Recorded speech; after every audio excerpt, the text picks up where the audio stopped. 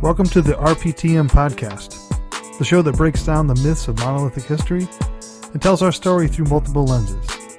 I'm your host, Professor RyanGLancaster. Today's episode is partially underwritten by you, the listener. Find out ways to support the podcast on my website, RyanGLancaster.com. Episode 59, Blue Jeans, the Derby, and the Page Act. On March 27, 2019, Scotty Hendricks posted a piece on Big Think titled, "Atheism is Inconsistent with Science." It is founded on some fundamental opinions from Brazilian physicist and astronomer Marcelo Gleiser.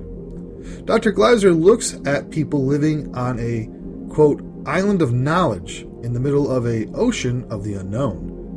As understanding advances, we become more cognizant of what we don't know.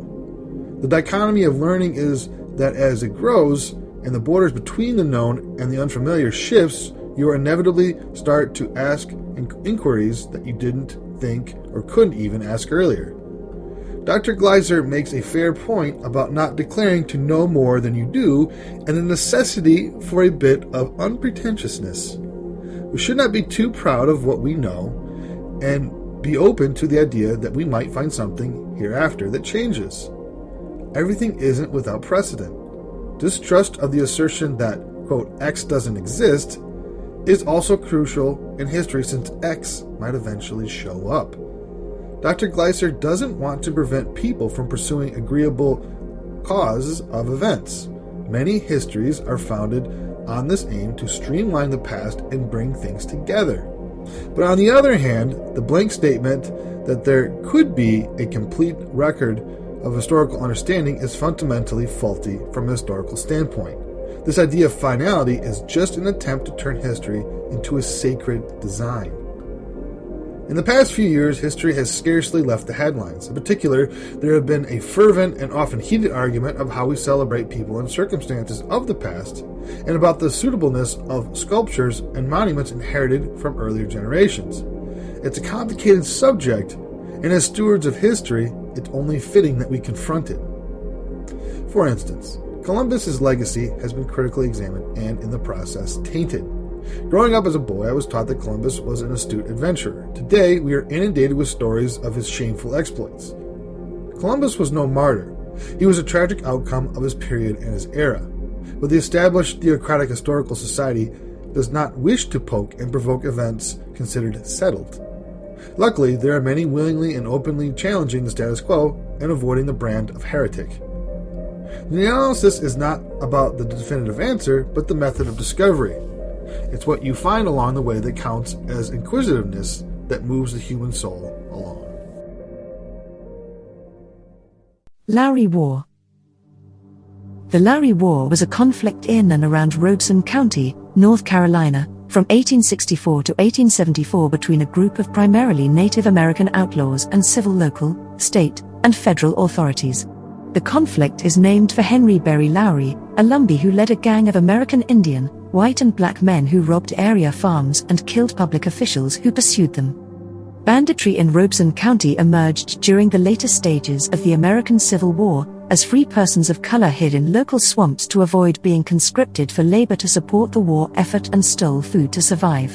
In 1864 and 1865, local Confederate officials came into conflict with the prominent Lumbee Lowry family, and 2 were murdered.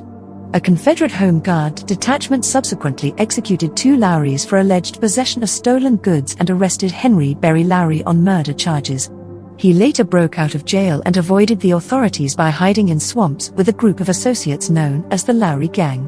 The gang was a somewhat fluid group of American Indian, white and black men, but many of its predominant members had kinship ties to Lowry.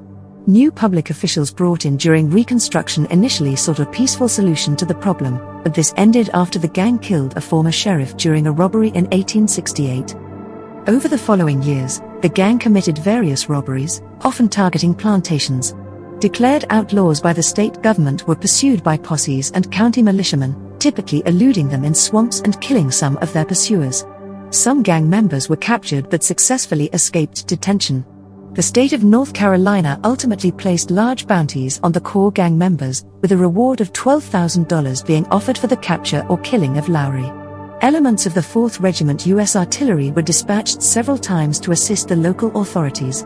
Following a significant robbery in Lumberton in February 1872, Lowry disappeared, and over the next 2 years, bounty hunters tracked down the remaining active gang members.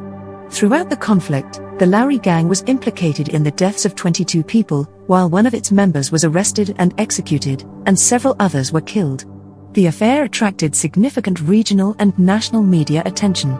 His fate is still unknown. Lowry became a folk hero for the Lumbee people, and his exploits have a prominent place in Lumbee folklore. Throughout its activity, the Lowry gang was implicated in the deaths of 22 people. As for the gang members, Henderson Oxendine had been executed. They had killed McLaughlin, Boss, Andrew Strong, Steve, and Tom Lowry, and Henry Berry Lowry went missing. Authorities eventually captured George Applewhite in 1875. The following year, the North Carolina Supreme Court ruled that he qualified for relief under the provisions of the Amnesty Act, and he was released, returning to work as a bricklayer. Following the end of the Lowry War and Reconstruction in North Carolina, the Lumbee Indians lacked state recognition as a unique group. The Democrats, now in control of the state, created Jim Crow segregation laws. The Lumbees resisted being treated the same as blacks under the new social order, and in 1885 the General Assembly voted to recognize them as Croton Indians. The Lumbees refused to attend black schools, and the General Assembly, partly hoping to avoid a reprisal of the Lowry War, created a state-supported school for them in 1887. The establishment of other Lumbee institutions, such as churches and other schools, led the state and local government to recognize a tripartite system of segregation in Robeson County.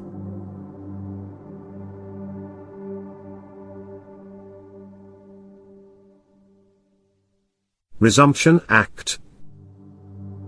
The Resumption Act of January 14, 1875, was a law in the United States that restored the nation to the gold standard through the redemption of previously unbacked United States notes and reversed inflationary government policies promoted directly after the American Civil War. The decision further contracted the nation's money supply and was seen by critics as an exacerbating factor of the so-called Long Depression, which struck in 1873. Late in 1861, seeking to raise revenue for the American Civil War effort without exhausting its reserves of gold and silver, the United States federal government suspended specie payments, or the payments made in gold and silver to redeem currency notes. Early in 1862, the United States issued legal tender notices called greenbacks. By the war's end, a total of $431 million in greenbacks had been given, and authorization had been given for another $50 million in small denominations, known as the fractional currency or shin plasters. The issuance of greenbacks caused inflation during the period. Immediately after the Civil War during Reconstruction, there were large capital inflows into the United States and a general improvement in the export-to-import ratio, since the export-dominant South was reintegrated with the North. The United States Treasury, however, had increased its cash balance through the summer of 1873 by selling gold for $14 million. National banks also increased the issuance of national bank notes by $44 million. Increased Treasury cash balances, continued issuance of national bank notes, and capital outflows depreciated the currency. These factors further caused a reduction in reserves held by monetary institutions because higher prices increased domestic demand for money. Banks' funds were insufficient to meet seasonal needs in the autumn of 1873 as greenback reserves declined from $34 million in September 1873 to $5 million in October 1873. The failure of several railroad companies, including J. Cook and Company, on their bond obligations, encouraged capital outflows from the United States to Europe and weakened demand for dollars, leading to the Panic of 1873. Tensions surrounding the Panic of 1873 between creditors and debtors revived the specie payment resumption debate. Two views dominated this debate. Conservatives and the creditor class favored hard money resumption as a method for making up losses incurred due to dollar depreciation during the past decade. The resumption of specie payments was perceived as a method to curb the rise in the price level and eventually equate currency with gold. For creditors that had issued debts in inflated greenbacks, resumption would increase the real interest rate that they received. Supporters of the Resumption Act argued that the Panic of 1873 might not have occurred if there had been sufficient reserves of gold in the United States Treasury, as would have been the case if specie payments were resumed. Opposed to resumption, a new coalition of agrarian and labor interests found a common cause during Reconstruction in advocating for soft money or the promotion of inflationary monetary policies. These groups viewed the Panic of 1873 as the result of insufficient currency that should have been used to fuel the growth in production that occurred in the South and the West.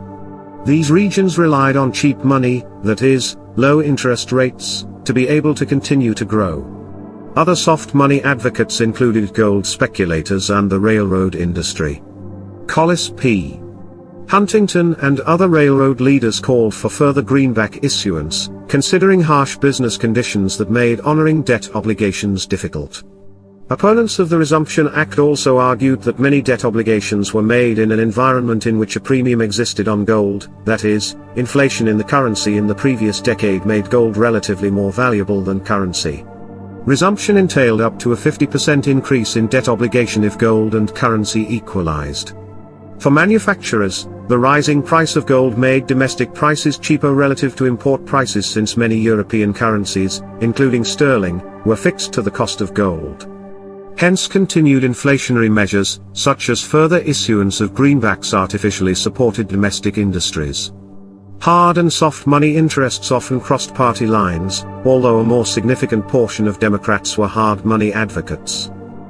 Following a Democratic congressional victory in 1874, a lame duck Republican Congress passed the Resumption Act of January 14, 1875.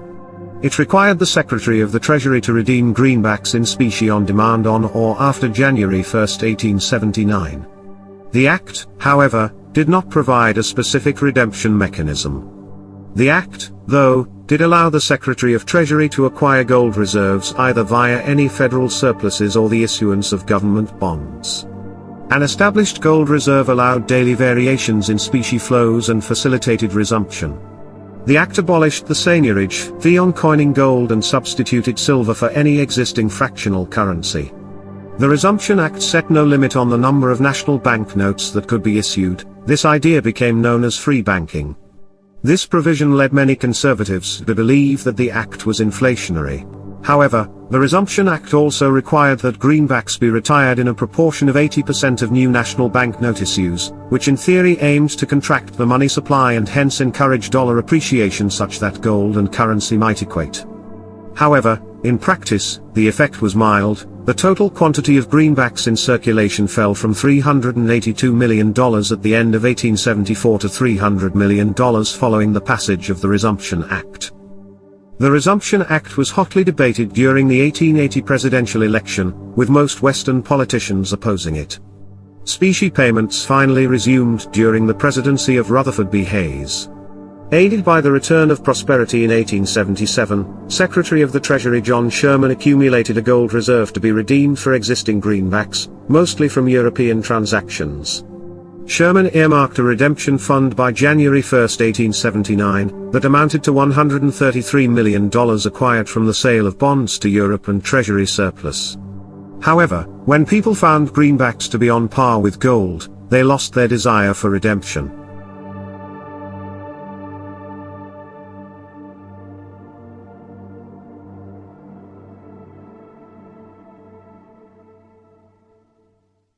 Civil Rights Act of 1875. The Civil Rights Act of 1875 was a United States federal law enacted during the Reconstruction era in response to civil rights violations against African Americans. The 43rd United States Congress passed the bill, signed into law by United States President Ulysses S.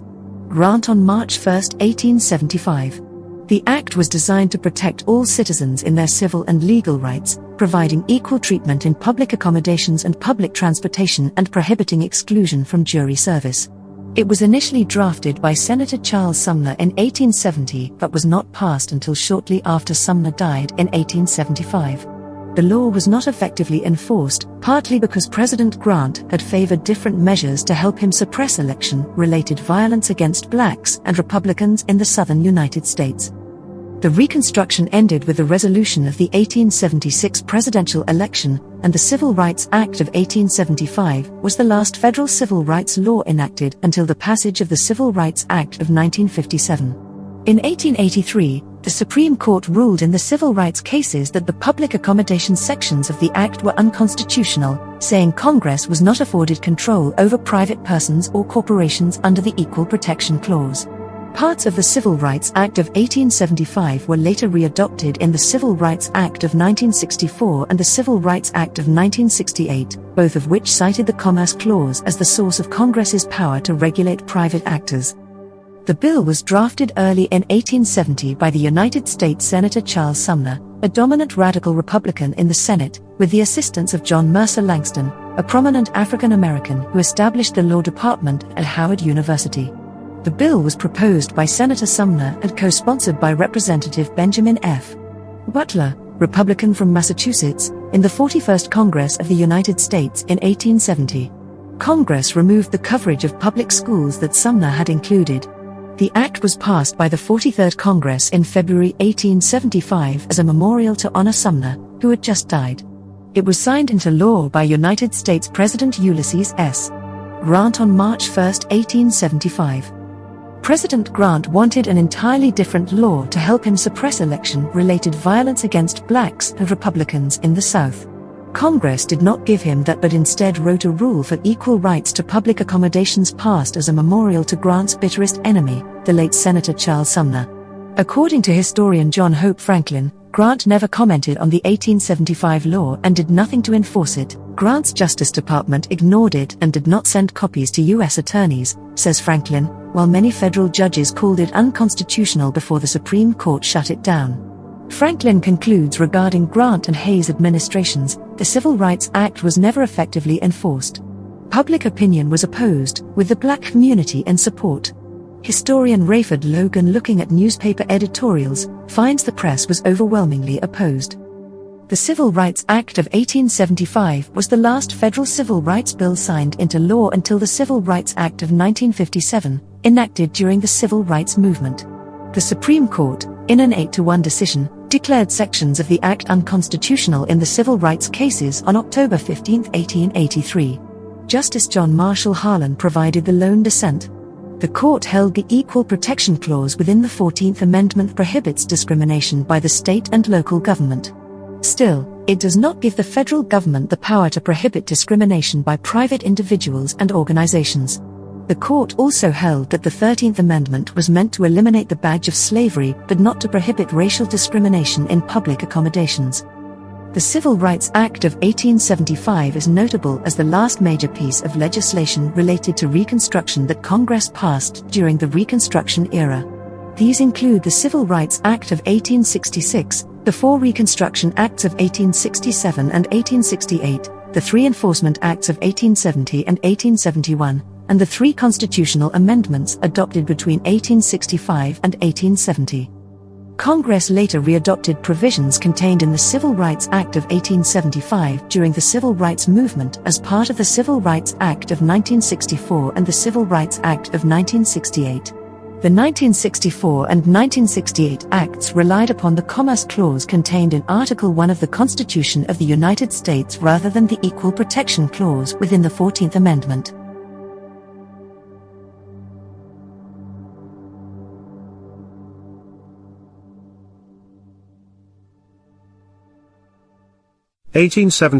Page Law.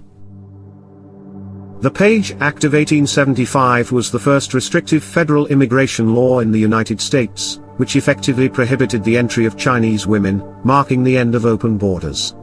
7 years later, the 1882 Chinese Exclusion Act also banned immigration by Chinese men. The law was named after its sponsor, Representative Horace F. Page, a Republican representing California who introduced it to end the danger of cheap Chinese labor and immoral Chinese women. The law technically barred immigrants considered undesirable, defining this as a person from East Asia coming to the United States to be a forced laborer, any East Asian woman who would engage in prostitution, and all people considered to be convicts in their own country. The Page Act was supposed to strengthen the ban against coolie laborers by imposing a fine of up to $2,000 and a maximum jail sentence of 1 year upon anyone who tried to bring a person from China, Japan, or any East Asian country to the United States without their free and voluntary consent, to hold them to a term of service. Only the ban on female East Asian immigrants was effectively and heavily enforced and proved to be a barrier for all East Asian women trying to immigrate, especially Chinese women. Moreover, the Page Act created the policing of immigrants around sexuality, which gradually became extended to every immigrant who sought to enter America, and today remains a central feature of immigration restriction, according to some scholars. The first Chinese immigrants to the United States were primarily males, most of whom began arriving in 1848 as a part of the California Gold Rush. The California state legislature assumed that Chinese men were forced to work under long-term service contracts. In reality, immigrants to America were not coolies, but borrowed money from brokers for their trip and paid the money back plus interest through work at their first job. Without enough money to send for their wives, a prostitution industry developed in the male Chinese immigrant community, and became a severe issue for Americans living in San Francisco. Laws directed at Chinese female immigrants were created even though prostitution was common in the American West among many nationalities. Male laborers were central to the anti-Chinese movement, so one might expect legislators to focus on excluding men from immigration. Instead, they concentrated on women to protect the American system of monogamy.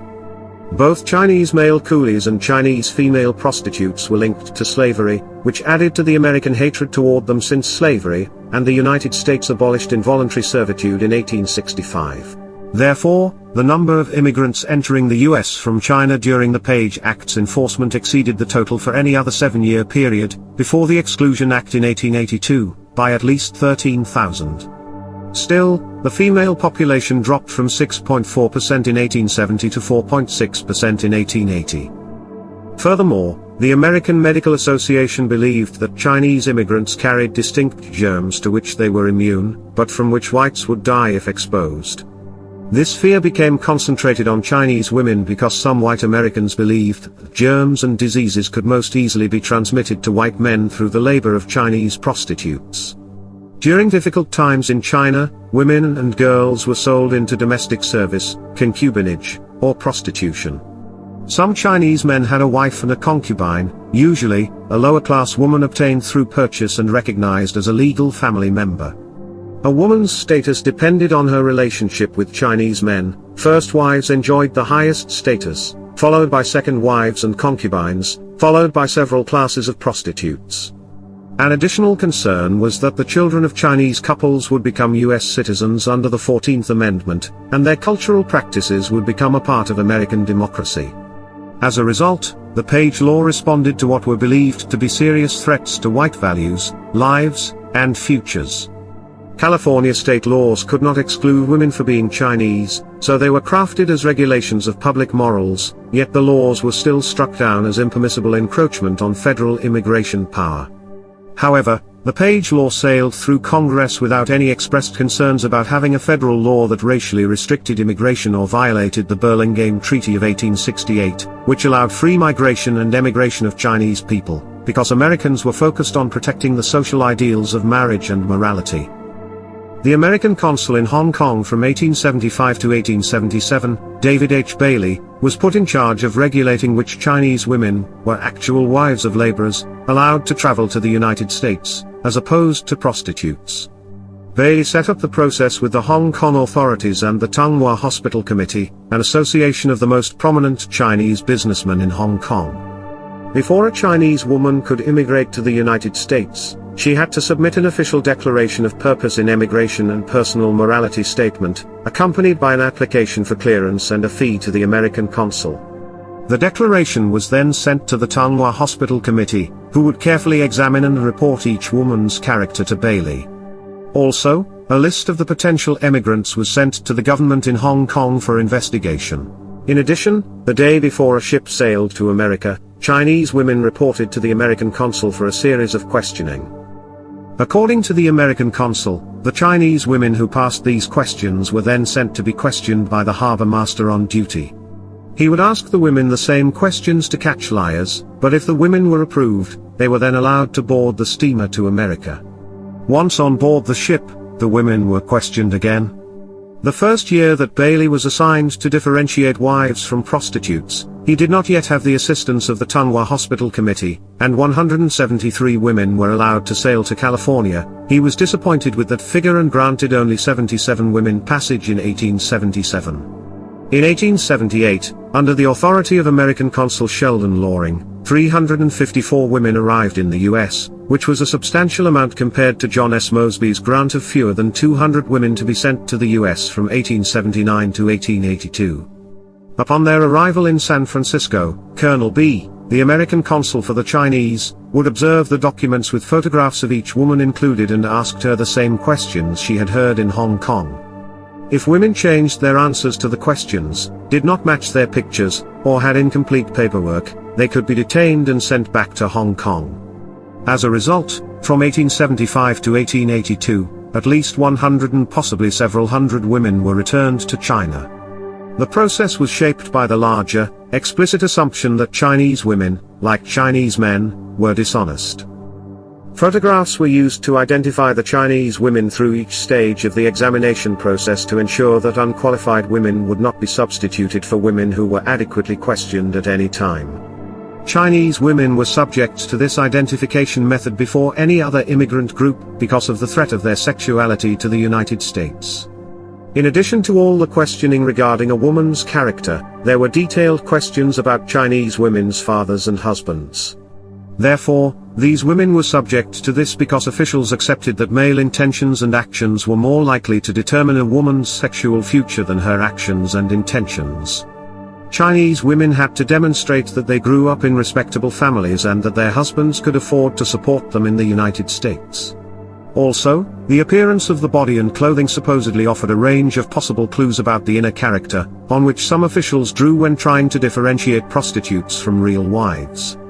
Bodily clues examined Chinese women included bound feet, prettiness, youth, demeanor, and how they walked.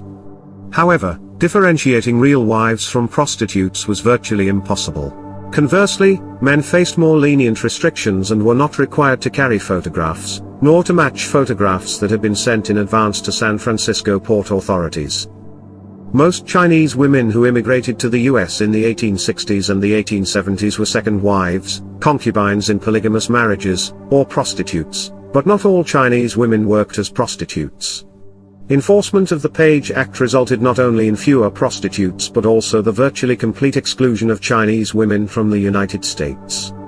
In 1882 alone, during the few months before the enactment of the Chinese Exclusion Act of 1882 and the beginning of its enforcement, 39,579 Chinese entered the U.S., only 136 women. Therefore, Chinese immigrants were unable to create families with each other within the U.S.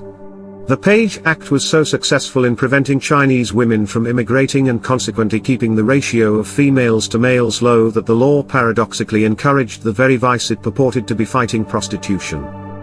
The sojourner mentality of the Chinese limited the number of wives who chose to immigrate, as did the financial cost of the trip. However, documents relating to the enforcement of the Page Act suggest that some women were able to overcome these barriers and join their husbands, but without this law, the numbers would have been far higher.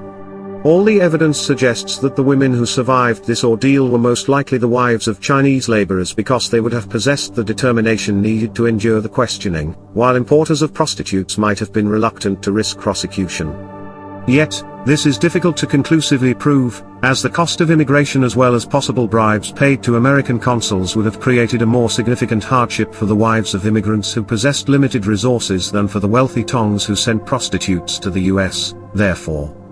However, the Chinese Exclusion Act significantly transformed the Chinese into a declining immigrant group. The Page Law exacerbated the problem of life without families in America's Chinatowns.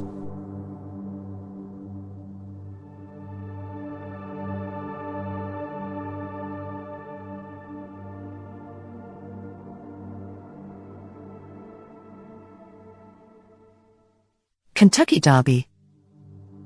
The Kentucky Derby, first held in 1875 at Churchill Downs Racetrack in Louisville, is the longest-running sports event in the United States. Dubbed the Run for the Roses, the Derby features 3-year-old thoroughbreds racing a distance of 1.25 miles. Today, some 150,000 spectators gather annually on the first Saturday in May at Churchill Downs for the Kentucky Derby, sometimes referred to as the greatest 2 minutes in sports. Besides placing bets on horses, Derby fans are famous for drinking mint juleps, singing Old Kentucky Home, and wearing flamboyant hats. The Kentucky Derby was started by Meriwether Lewis Clark Jr., grandson of explorer William Clark, of Lewis and Clark expedition fame. Clark, inspired by horse races he'd seen in Europe, raised the money to build Churchill Downs on land donated by his uncles. In 1872, Clark traveled to Europe and visited leading horse racing sites in England and France. He was inspired by England's Epsom Downs racecourse, home since 1780 of the Derby Stakes, a 1.5-mile race for 3-year-old horses organized by the 12th Earl of Derby and his friends. Clark returned home to Kentucky, founded the Louisville Jockey Club, and raised money to construct a racetrack on land donated by his uncles, Henry and John Churchill. Famed for throwing extravagant parties, Clark envisioned his racetrack as a place where the city's stylish residents would gather. On May 17, 1875, some 10,000 people attended the first Kentucky Derby, which featured a field of 15 3-year-old thoroughbreds racing 1.5 miles. The winning horse, Aristides, finished with a time of 2:37 and was ridden by Oliver Lewis, an African-American jockey. 13 of the 15 jockeys in the inaugural Derby were black, and black riders played a dominant role in the race's early years. Between 1875 and 1902, 11 black jockeys rode 15 of the winning horses. However, by the early 20th century, prejudice and jealousy of these jockeys' success resulted in African-American riders largely disappearing from horse racing.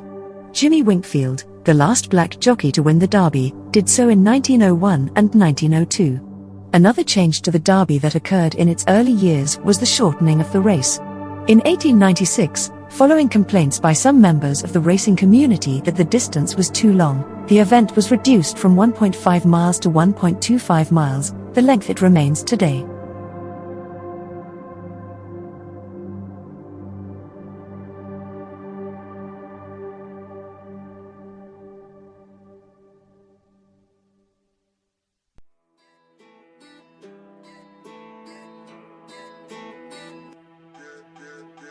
You've been listening to the RPTM podcast. If you like what you hear, please rate us on whatever platform you're listening on. Join us again next week when we talk about the seen and unseen of U.S. history. Make sure you subscribe to the podcast so you never miss an episode. Also, for more information, check out the show notes on my website. The show is produced by me. Our editor is me. Written and researched by me. Music is Down South by Bliv Beats. I'm Ryan Lancaster, and this was the RPTM podcast.